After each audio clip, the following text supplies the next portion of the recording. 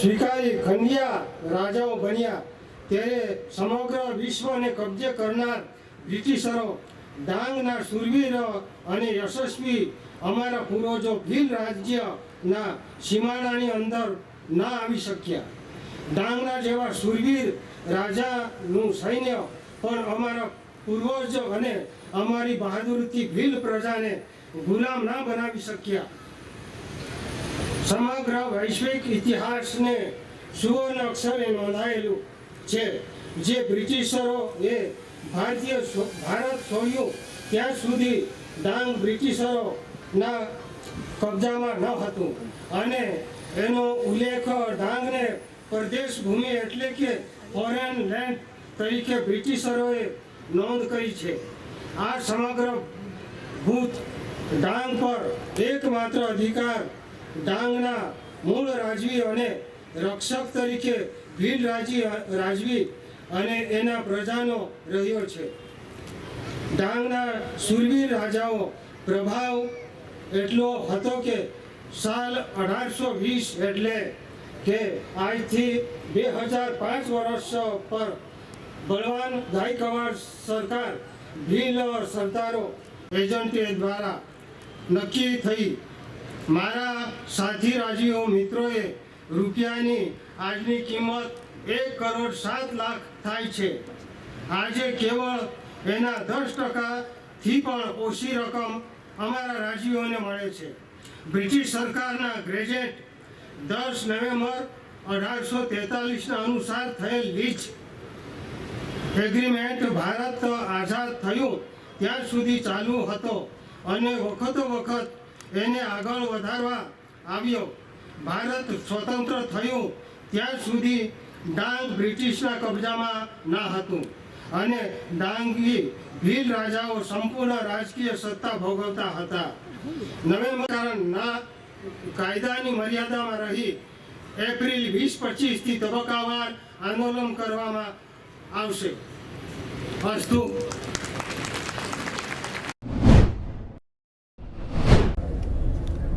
એ વખતે શરૂઆતથી જ ગયા વર્ષ પણ માનનીય રાજ્યપાલ સાહેબ નથી આવ્યો અને આ ડાંગ દરબારમાં પણ નથી આવ્યો. એ બદલ અમને નારાજગી તો છે જ, પરંતુ અમે આટલું માનીએ છીએ કે અમારો ડાંગ દરબાર 1842-43થી ચાલતો આવ્યો છે. આજે રાજ્યના રાજ્યપાલ આવે અને એમની સાથે રાજા અને પ્રજા એ સ્નેહ મિલનનો મોટામાં મોટો પ્રોગ્રામ થાય અને રાજ્યપાલ આવતાની સાથે અમારા ડાંગના પ્રજામાં ઘણી બધી ઉમંગ આવે છે અને ઉમંગભેર ડાંગ દરબાર થાય છે. એટલા માટે અમે નારાજ હતા.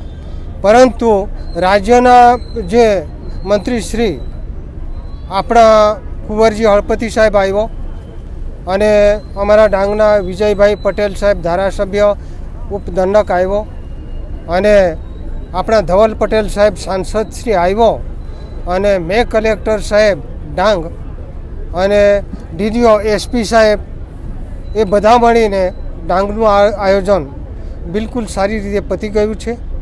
હમણાં વાત રહી ભગીની. અમારા ડાંગ જિલ્લાના 5 રાજવીઓ છીએ. દર વર્ષે અમે 3 બગીમાં બેસીએ છીએ. અમે તંત્રને જાણ કરી કે આ વખતે પણ 3 મંગાવો, તો કોઈ એમણે છે તો મનસ્વી રીતે છે તો 5 બગી મંગાવી. તો અમારું આયોજન જે ચાલે છે, અમે 2 રાજાનું આયોજન ચાલે છે એ પ્રમાણે જ બગી મંગાવીએ છીએ અને જે લીંગાના રાજા સ્વતંત્ર બેસે છે એમની માટે એક અલગ બગી રહે છે. એમાં કોઈ અમને મન દુઃખ નથી. એટલે એ રીતના આયોજન હતું. તો જે બોર્ડ લગાવેલો, આવો બોર્ડ તો કોઈ દિવસ લગાવાતો નથી બગીમાં. એ મનસ્વી રીતે છે ને એ બગીમાં બોર્ડ લગાવી દીધો છે કે આ વાસુના, ગાડવી, આ છે તો દહેર, આ પિંપરી, લીંગા. જે લોકો બગીમાં જે બોર્ડ લગાવ્યો હશે એ અમને એ નથી, પણ અમે તો ગાડવીના રાજા અને વાસુનાના રાજા અને પિંપરીના રાજા અને દહેરના રાજા એમ 2 જણ બગીમાં આવતા હતા. અને જે અરજી આપેલી આપણા આમાલાના લીંગાના રાજા સાહેબે, તો એમણે માટે અમે સ્વતંત્ર બગી એમ આયોજન કરેલું, પણ એ લોકોએ છે તો 5 બગી મંગાવી. એ બદલ હમણાં તંત્ર એમાં નિષ્ફળ છે. અમે તો તંત્રને વાત કરેલી. આજનો કાર્યક્રમ ડાંગ જિલ્લાની અંદર ડાંગ દરબાર જે દર વર્ષે ભરાય છે તેવી જ રીતે ચાલુ વર્ષે પણ હોળીના સમયમાં આ ડાંગ દરબારનું આયોજન કરવામાં આવ્યું છે. અને આ ડાંગ દરબારની અંદર જ્યારે ડાંગ દરબાર આવે છે ત્યારે અમારા ડાંગના ખેડૂતો 10 દિવસ પહેલા પોતાનું ખેતીનું કામ એ પૂરું કરે છે અને ડાંગ દરબારની વાટ જોતા હોય છે.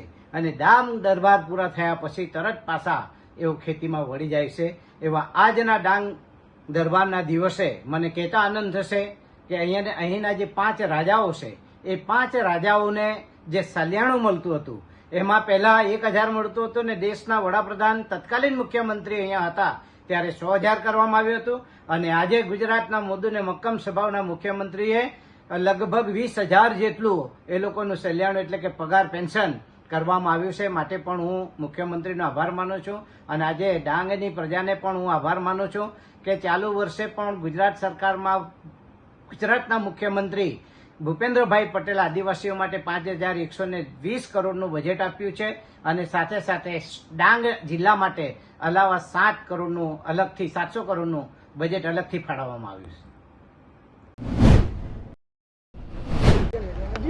જે આજે ભવ્ય ડાંગ દરબારનું આયોજન 9મી તારીખથી આપણા ડાંગના હવા ખાતે થયું છે અને ભવ્ય આયોજન પૂરા ડાંગથી જ નહીં પણ ગુજરાતથી અને મને જે લોકો મળ્યા છે પૂરા દેશભરથી લોકો આવ્યા છે અને આપણે ડાંગના રાજાઓને સન્માન કરવા માટે ખાસ કરીને આપણે ડાંગ દરબાર 1842થી ચાલી રહ્યો છે એ પરંપરા ચાલે છે અને અમારી ભારતીય જનતા પાર્ટીની રાજ્ય સરકાર અને કેન્દ્ર સરકાર સાથે મળીને ડાંગ દરબાર દર વર્ષે સારા રીતે અને ભવ્ય રીતે કઈ રીતે ઉજવાય એના માટે પ્રયત્ન કરી રહ્યા છે અને ડાંગના રાજાઓને પણ સન્માન મળે એના માટે 2022માં જાણે એમણે રજૂઆત કરી અને ડાંગના રાજાઓને હંમેશા સન્માન મળવું જ જોઈએ એના માટે અમારા ડાંગના પ્રભારી મંત્રી કુંવરભાઈ હળપતિ અને અમારા ધારાસભ્ય વિજયભાઈએ રજૂઆત કરી. એમના થકી જે 6,000 પેન્શન મળતું એને 20,000 કરવામાં આવ્યું અને એમની હજુ પણ કોઈ પણ માંગણી હશે, રજૂઆત હશે અને કોઈ પણ એમના ફીડબેક સજેશન હશે અમે 100% અમારા ડાંગના રાજાના કોઈ પણ સૂચનો હોય એ અમને શિરોમાણીએ છે. એમની સાથે બેઠક કરીને ચર્ચા વિચારણા કરીને હજુ કઈ રીતના સારું અમારા ડાંગના રાજાઓને અમે સુવિધા આપી શકીએ એના માટે પૂરો પ્રયાસ કરશું ને આ તરત જ અમે રાજ્ય સરકાર અને કેન્દ્ર સરકાર સાથે મળીને આ વસ્તુમાં અમે ધ્યાન દોરવાના છે અને આવતા વર્ષે હજુ પણ ભવ્ય ડાંગ દરબાર થાય અને આપણા ડાંગમાં સારામાં સારો વિકાસ થાય એના માટે પૂરો પ્રયાસ મારું પૂરું તંત્ર રાજા સાહેબ અને પ્રજા સાથે કરીને કરશું. ધન્યવાદ.